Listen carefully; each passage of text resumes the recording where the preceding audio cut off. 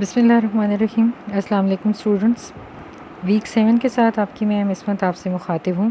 Week 7 میں ہم لوگوں نے سبق حصہ نثر سے پڑھنا ہے، پھر وطنیت کی طرف اور امدادی افعال، دو چیزیں ہم نے اس لیکچر میں دیکھنی ہیں۔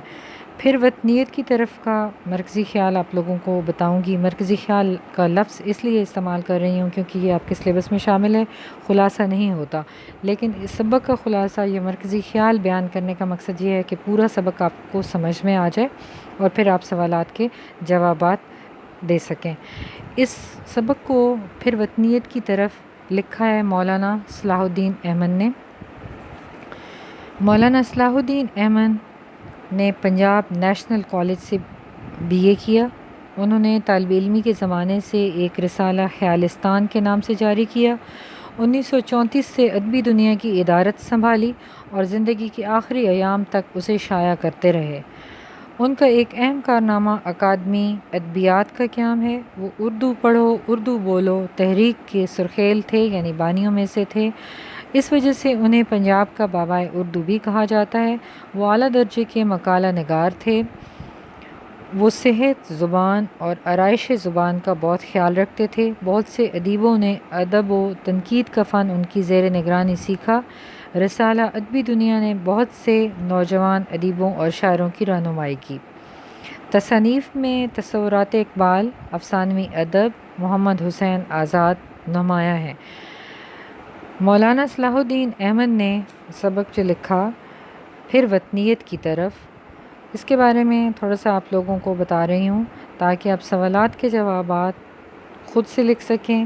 آپ لوگوں نے پہلے سارا سبق پورا ریڈنگ کرنی ہے، اس کو اچھے طریقے سے سمجھنا ہے۔ جو بھی معنی نہیں آئیں گے، جہاں سے بھی سمجھ نہیں آئے گی، اپنے کیوری ٹائم میں ڈسکس کریں گے، پوچھیں گے مجھ سے، اور اپنے بغیر ٹائم ضائع کیے جتنے لیکچرز آپ کو ہر ویک مل رہے ہیں تو ان کو آپ ساتھ ساتھ کمپلیٹ کرتے جائیں۔ لوز شیٹ پر کام کرنا ہے جیسے کہ آپ کو ہر ایک لیکچر میں بتایا جاتا ہے۔ اب آتے ہیں سبق کی طرف، پھر وطنیت کی طرف۔ اس میں کیا بات بیان کی گئی ہے؟ تو پاکستان کے معرض وجود میں آنے سے پہلے ہندوستان کے مسلمانوں کا یہ جذبہ تھا کہ تمام دنیا کے مسلمان اکٹھے رہیں، جس کی وجہ سے وہ اپنے لیے الگ وطن کے قیام کے بارے میں غور و فکر نہیں کر رہے تھے۔ دنیا بھر کے مسلمانوں کو ایک جگہ جمع کرنا ممکن نہیں تھا، تو انہوں نے ہندوستان میں ہی الگ وطن کے قیام میں بہتری محسوس کی۔ اس حوالے سے مصنف کا کہنا ہے کہ مسلمانوں کے اتحاد کا خواب بہت پہلے ٹیپو سلطان، عبدالحمید ثانی اور سید جمال الدین افغانی نے دیکھا تھا۔ اس طرح جب اقبال کی کوشش بھی بارآور ثابت نہیں ہوئی تو انہوں نے ہندوستان کے ان علاقوں میں جہاں مسلمانوں کی اکثریت تھی ایک اسلامی ریاست کے قیام کی جدوجہد شروع کی۔ مصنف کے مطابق ایسا کرنا علامہ اقبال کے فلسفے کے خلاف تو تھا، لیکن عقل کے اعتبار سے مسلمانوں کو ایک ایسی ریاست کی ضرورت تھی جہاں وہ اللہ تعالیٰ کے احکامات اور رسول اللہ صلی اللہ علیہ وآلہ وسلم کی سنت کے مطابق زندگی بسر کر سکیں۔ اس طرح پاکستان کا حصول ممکن ہوا۔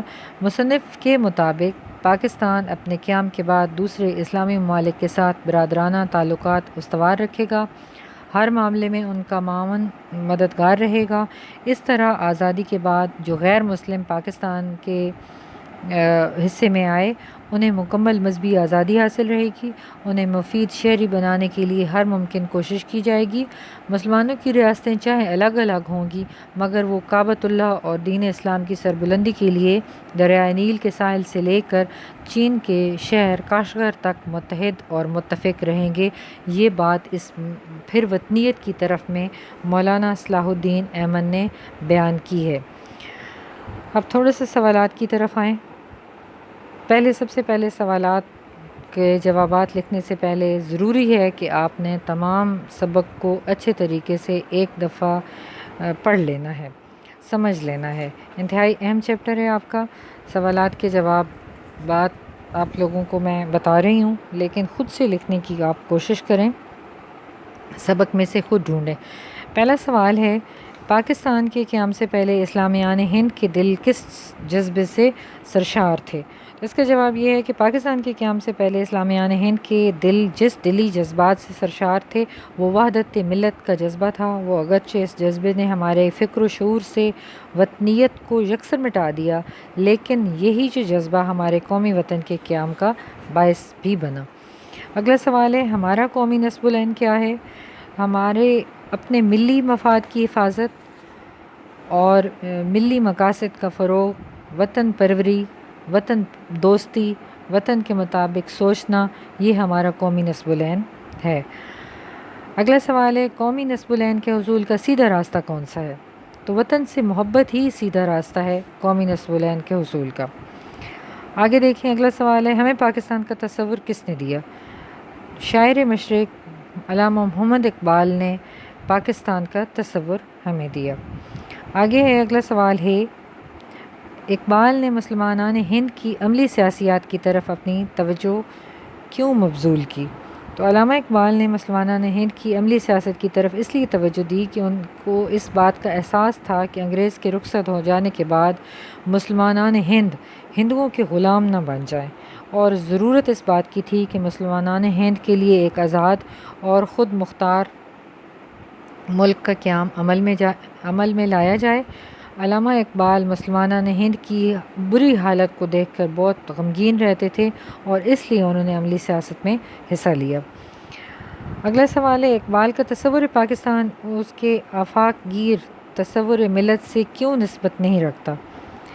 شاعر مشرق نے جذبات سے افکار کی طرف انحراف کیا تو انہیں مومن کی ترک تازی کے لیے اس جہان کی وسعتیں اور اس کے سفینے کے سفر کے لیے بحر امکان کے کنارے اور بے کنار اور بے معنی نظر آئیں، اور اس نے اپنے تاریخی خطبے میں مسلمانوں کو اس ملک کے شمال مغربی کونے میں ایک قومی وطن کی تشکیل کی دعوت دی۔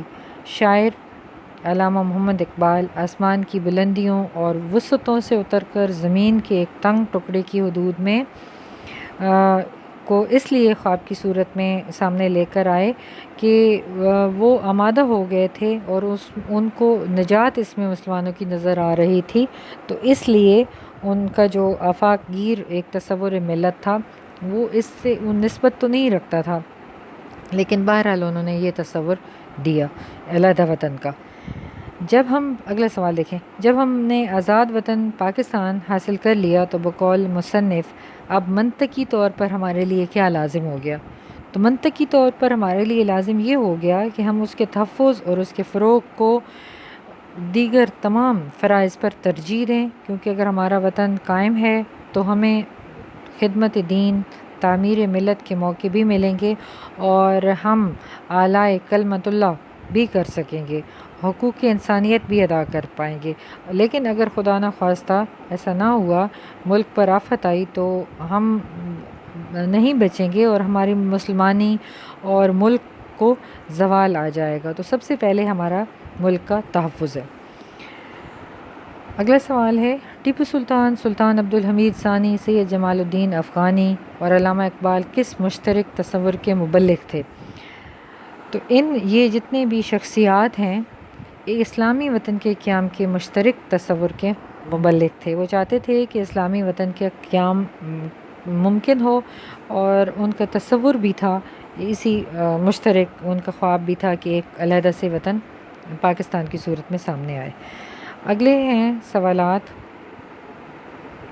مفصل آپ نے جواب دینے ہیں، تفصیل سے ان کے سوالوں کے جواب دینے ہیں۔ تو مصنف نے کن اہم نکات پر روشنی ڈالی اس سبق میں؟ قیام پاکستان سے پہلے اسلامیان ہند کے دلی جذبات، اقبال کا تصور پاکستان، قیام پاکستان کے بعد ہم پر جو ذمہ داریاں عائد ہوتی ہیں وہ یہ نکات تھے۔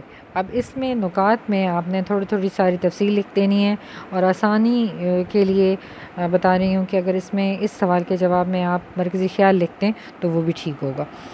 پاکستان کے قیام برصغیر کے مسلمانوں کے لیے کیوں ضروری تھا؟ اگلا سوال ہے، ملت اسلامیہ ہند کو اپنے تحفظ اور اپنے فروغ کے تقاضے پورے کرنے کے لیے کسی بحر بے پایاں یا کسی آسماں بے کراں کی ضرورت نہیں تھی، بلکہ ایک ایسے خطۂ زمین کی ضرورت تھی جس پر وہ سمٹ کر، سما کر، پھیل کر ایک طرح سے آزادانہ اسلامی اصولوں کے مطابق زندگی بسر کریں. یعنی تصوراتی زندگی کی بجائے ہمیں ایک حقیقت پسند ایک ٹکڑا چاہیے تھا، زمین کا ایسا حصہ جہاں پر مسلمان اپنی زندگیاں بسر کر سکیں.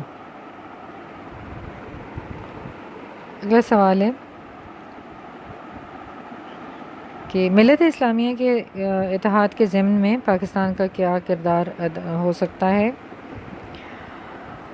پاکستان جغرافیائی طور پر ایک ایسی جگہ پر واقع ہے جہاں ایک طرف سمندر ہے، دوسری طرف وسطی ایشیائی ممالک کے ساتھ پاکستان ایک رابطہ پل کا کردار ادا کر رہا ہے. وسطی ایشیا کے مسلمان ملکوں اور عرب ممالک کے ساتھ پاکستان کے دوستانہ تعلقات ہیں، اور پاکستان دنیا کی 7ویں اور اسلامی دنیا کی پہلی ایٹمی طاقت ہے، تو معدنی ذخائر سے بھی مالا مال ہے. ان تمام خوبیوں کو مد نظر رکھتے ہوئے پاکستان ملت اسلامیہ کے اتحاد میں اہم کردار ادا کر سکتا ہے. مصنف نے کہا، اگلا سوال ہے کہ کیوں کر اعلی کلمت اللہ کر سکیں گے؟ تو ہم اپنے وطن پاکستان کی حفاظت اور ترقی کو اگر فرض اولین سمجھیں، ذاتی مفادات سے نکل کر اجتماعی طور پر صرف وطن کو سوچیں اور وطن کی حفاظت کریں، تو کلمت اللہ ہم اعلی کلمت اللہ کر سکتے ہیں. جب وطن کا تحفظ ممکن ہے، وطن بچ جائے گا، تو ساری چیزیں ممکن ہو جائیں گی. اور اللہ نہ کرے کہ کوئی ایسی صورتحال ہوتی ہے تو وطن کے بغیر یہ ساری چیزیں نہیں ہو سکتی. وطن کی حفاظت بہت ضروری ہے، اور وطن کی سالمیت کو اگر کوئی خطرہ لاحق ہوتا ہے تو پھر اس میں دین کی حفاظت بھی ناممکن ہو جاتی ہے. اگلا ہے سوال آپ کا کہ ایک مسلم حرم کی پاسبانی کے لیے نیل کے ساحل سے لے کر تا خاک کاشغر، اس کا مفہوم یہ ہے کہ علامہ محمد اقبال نے پیغام دیا اسلام کا. وہ ہر مسلمان کو مرد مومن دیکھنا چاہتے ہیں، اور انہوں نے عالم اسلام کے اتحاد پر زور دیا. اگر مسلمان متحد ہو جاتے ہیں تو وہ بہت کم وقت میں دنیا کی بہت بڑی قوت بن سکتے ہیں. اور اقبال چاہتے تھے کہ دریائے نیل جو مصر میں ہے، ساحل سے لے کر چین کے صوبے تک مسلمان اکثریتی طور پر، یا خیبر سے لے کر سندھ تک مسلمان اکٹھے ہوں. مطلب ہے کہ جہاں جہاں مسلمان ہیں متحد ہوں اور حرم پاک کی حفاظت کا بیڑا اٹھائیں، رنگ و نسل کی تمیز کو مٹا کر ایک ہو جائیں اور ایک دوسرے کے درد کو محسوس کریں. یہ آپ کے مشقی سوالات، اور اسی میں ہمیں بتایا گیا ہے آپ کے لیکچر نمبر 7 میں کہ امدادی افعال آپ نے ٹاپک کرنا ہے. امدادی افعال آپ لوگ فرسٹ ایئر میں پڑھ چکے ہیں، اور امدادی افعال ہوتے کیا ہیں کہ قواعد کی روح سے امدادی افعال وہ فعل ہیں جو کسی جملے میں اصل فعل کے ساتھ مل کر بات کو پرزور اور مکمل کر دیتے ہیں. عام طور پر امدادی افعال اصل فعل کے بعد آتا ہے. مثلاً اس کی مثال سامنے ہے، میں نے اسے سمجھا دیا ہے، میرے خیالات کا سلسلہ ٹوٹ گیا. ان جملوں میں سمجھا اور ٹوٹ اصل فعل ہیں، دیا اور گیا امدادی فعل ہیں. مقاصد کیا ہوتے ہیں؟ زور پیدا ہوتا ہے، تکمیل کی کیفیت پیدا ہوتی ہے، فصاحت اور وضاحت پیدا ہوتی ہے، اور حسن و خوبی کا اضافہ ہوتا ہے جملوں میں. اس کے علاوہ کبھی کبھی ایسا ہوتا ہے کہ امدادی فعل اصل سے پہلے آ جاتا ہے، اصل فعل سے. تو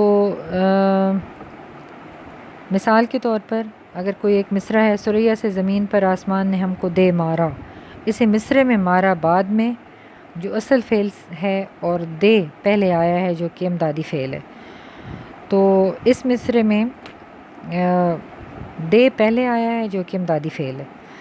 امدادی افعال کے بارے میں ضروری ہے کہ آپ کو پتہ ہو کہ مصدر سے بنتے ہیں. مصدر کی علامت کیا ہوتی ہے؟ نون الف نا آخر میں آتا ہے. اب پیپر میں امدادی افعال سے متعلق جو سوال آ سکتا ہے وہ یہ ہو سکتا ہے کہ جیسے لفظ ہیں جانا، دینا، آنا، پڑھنا، رہنا، چاہنا وغیرہ، یہ نون الف نا آخر میں آ رہا ہے. ان کو اپنے جملوں میں استعمال کرنا ہوتا ہے کہ جملے بنانے ہوتے ہیں، یا آپ کو پہچان ہو کہ امدادی افعال ہوتے کیا ہیں. تو امدادی افعال کو کی پہچان کرنی ہے، یا جملہ بنانا ہے یا اس کی تھوڑی بہت وضاحت کرنی ہے. ایک جملہ اگر آ جاتا ہے تو اس کی آپ کو وضاحت کا پتہ ہو. یہ ہیں آپ کے امدادی افعال. اوکے کلاس، اللہ حافظ.